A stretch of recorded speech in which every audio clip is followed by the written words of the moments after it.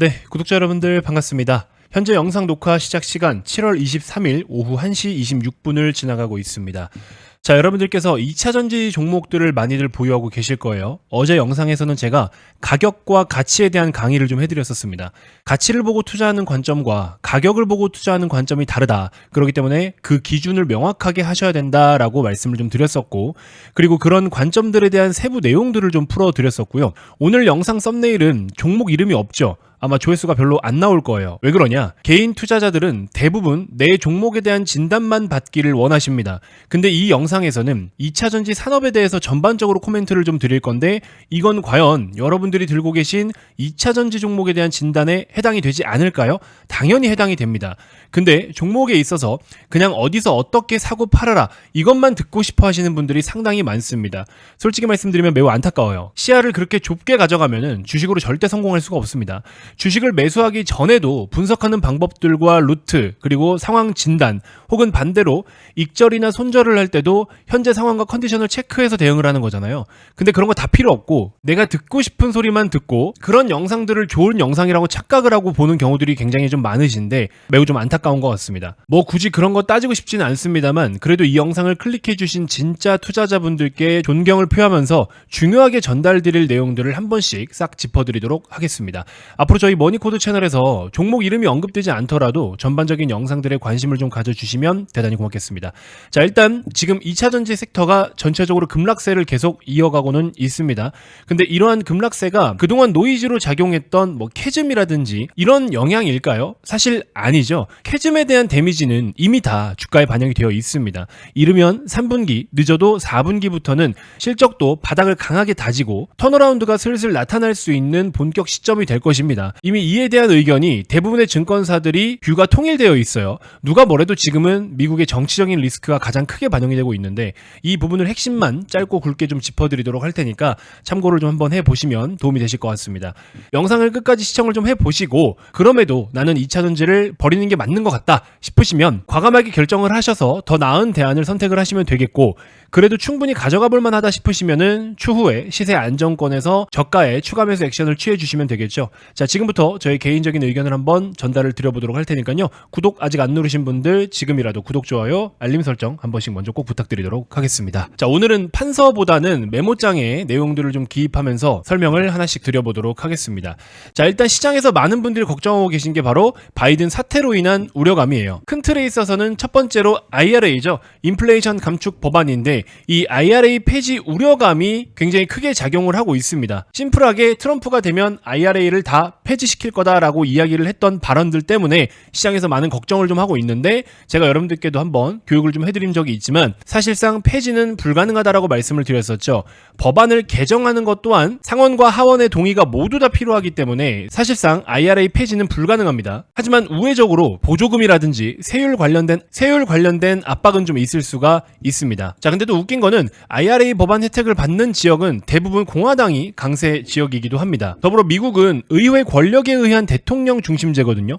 대통령 중심제이긴 하지만 의회 권력이 굉장히 강하기 때문에 대통령이 마음대로 다 바꿀 수가 없습니다. 트럼프가 실제 유세 중에 이런저런 이야기를 많이 떠들고 있는데 앞뒤가 안 맞는 이야기들이 많다라는 전문가들의 의견이 좀 상당히 많습니다. 자, 결국에는 트럼프의 승리 가능성이 높아지면서 2차전지 섹터도 계속 좀 시세가 주춤하고 있는데, 트럼프 피격 이후에 지지율이 굉장히 많이 올라오면서 오히려 테슬라와 리비안, 이러한 미국의 전기차 생산 기업들의 주가는 강세 흐름을 보여주고 있어요. 하지만 우리나라의 2차전지 주요 기업들은 대부분 신저가를 또 달려가고 있는 모습들이 많이 나타나고 있죠. 전기차라든지 친환경 정책에 대한 속도 조절은 있을 수 있겠으나 절대적인 방향 자체는 변하지 않을 겁니다. 미국 기업들도 전기차라든지 친환경 정책에 대한 뭔가의 변화가 발생하면 결국에 미국 기업들도 타격이 클 수밖에 없습니다. 자, 여러분들은 또 어떻게 생각하실지는 모르겠지만 미국 국민들의 전기차 선호도는요, 우리가 생각하는 것 그 이상으로 생각보다 높습니다. 더불어 시장 점유율 또한 계속해서 상승세를 좀 보여주고 있고요. 리튬 가격이 좀 그래도 많이 빠졌잖아요. 한때 톤당 60만 위안이었다가 지금 10만 위안대이기 때문에 가격이 좀 많이 빠졌죠. 이렇게 리튬 가격이 빠졌다라는 거는 배터리의 가격도 많이 안정이 됐다라는 거고, 전기차를 팔아서 대부분 다 손해를 보고 있었지만 좀 아직 미미하긴 해도 전기차를 팔아서 슬슬 마진이 발생하기 시작을 했다라는 겁니다. 그래서 이제 내연기관보다 비싸다라는 인식은 좀 많이 줄어들고 있는 상황입니다. 자, 그리고 또 하나 중요한 게 뭐냐면 테슬라가 최근에 이제 4680 배터리를 포기할까에 대해서도 의논을 좀 하고 있다라고 하죠. 미국 완성차 기업들이 배터리를 내재화하는 거는 사실상 거의 불가능합니다. 그리고 과거 한때 리튬 가격이 많이 비쌌을 때는 배터리 가격이 그만큼 비싸기 때문에 배터리를 내재화해야지만 생존할 수 있다라고 일론 머스크도 이야기를 했었죠. 하지만 배터리 가격이 이렇게 많이 빠지는 거는 결국에 배터리를 잘 생산하는 기업과의 비즈니스적인 측면에서 공급망을 유지하느냐, 이제 그게 핵심이 될 것입니다. 어쨌든 결국에 배터리적인 측면에서는 선택 가능한 국가는요, 한국과 일본 뿐입니다. 자, 결론. 첫 번째로 말씀드린 IRA 폐지는 일단 불가능에 가깝고 근본적인 변화는 거의 없을 거다라는 거예요. 적용 요건이나 일부 기준들에 대한 변화는 충분히 있을 수 있겠지만 폐지 자체는 불가능하다라는 거. 두 번째로는 완성차 기업들에 대한 연비의 규제 완화 가능성. 세 번째로는 이거는 뭐 공화당이든 민주당이든 공통된 내용인데 중국 때리기는 계속 할 거예요. 그렇기 때문에 중국 때리기가 지속될 것이기 때문에 대중국 관세에 있어서는 계속 강화될 것이다라는 거. 그 다음에 이에 대한 내용으로 탈중국 공급망 구축을 계속할 것이죠. 그렇기 때문에 배터리에 대한 대안은 결국 한국밖에 선택지가 없다라는 겁니다. 물론 일본도 일부 있겠죠. 개별 종목과 개별 기업을 살펴보는 것도 너무나 중요하지만 이런 식으로 지금 정치적인 리스크나 정책적인 부분에 있어서 산업이나 업황이 어떤 변화를 가져오는지도 굉장히 중요합니다. 그래서 무조건 트럼프가 되면은 망했다, 바이든이 되면 좋다, 혹은 바이든이 사퇴해서 이거 큰일 났다, 망했다, 이렇게 평가할 수 있는 부분은 아닙니다. 정말 망했으면 공장을 다 철수를 해야 되겠죠.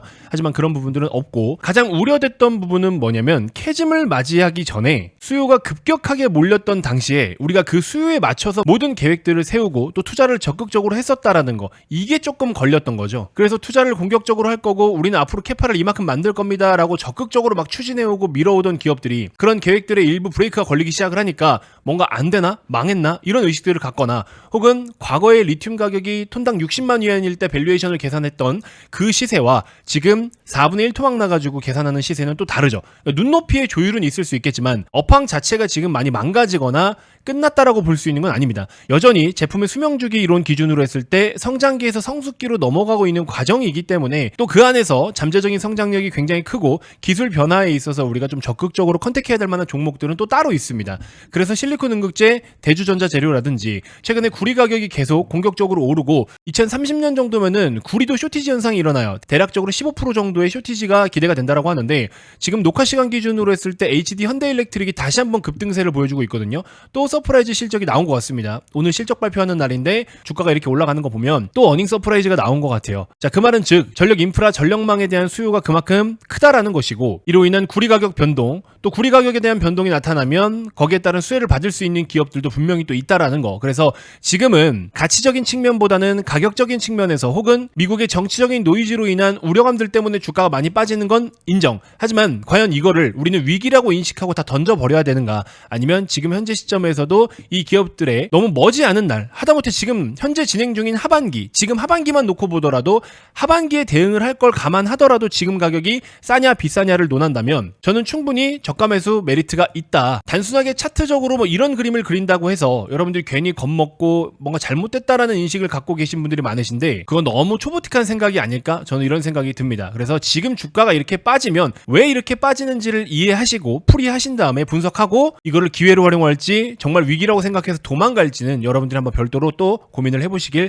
바라겠습니다. 개인적으로는 긍정적인 시각을 유지할 필요가 있다라는 생각이 좀 들고요. 왜냐? 2차전지 섹터가 이제 처음 말씀드린 것처럼 이르면 2분기, 좀 늦어도 3분기, 4분기 안에는 바닥을 찍고 실적을 턴해줄 수 있고, 또 테슬라라든지 GM의 신차 출시 기대감부터 최근에 전기차 판매량도 나쁘지가 않아요. 테슬라도 2분기에 차량 인도량 서프라이즈 나왔죠. 지금은 외부적인 거, 정치적인 거, 정책적인 것들로 인한 리스크, 우려감 때문에 이러한 조정이 나타나고 있지만 이 구름이 잠시 걷어지고 나면 기업들의 밸류와 가치를 보고서 충분히 배팅해볼 만한 매력 있는 가격대인 건 맞다. 이렇게 좀 말씀을 드리면서 이번 영상 마무리해보도록 하겠습니다. 자, 시세 무관하게 어쨌든 나는 2차전지를 계속 보유할 의향이 있다 하시는 분들은요, 영상 고정 댓글에 보이시는 김 대표 개인 번호로 2차전지라고 남겨주시면 2차전지 모든 종목을 배팅할 수는 없어요. 이 안에서 핵심적인 종목들만 제가 압축해서 투자 투자 전략을 한번 여러분들께 보내드리도록 하겠습니다. 2차 전지는 우리 포트폴리오에 반드시 있긴 있어야 됩니다. 근데 지금 이렇게 주가가 많이 빠진다라는 거 가지고 여러분들 많은 분들이 좀 겁을 먹고 있는데 전혀 그럴 필요가 없고요. 제대로 된 가치를 좀 이해하고 있고 흐름과 현재 상황을 올바르게 진단하고서 그걸 제대로 이해하고 계신 분들은 전혀 겁먹을 필요가 없다. 이렇게 말씀을 드리면서 이번 영상 마무리해 보도록 하겠습니다. 자, 다음 영상에서 또 더 좋은 정보로 인사드리도록 하겠습니다. 고맙습니다.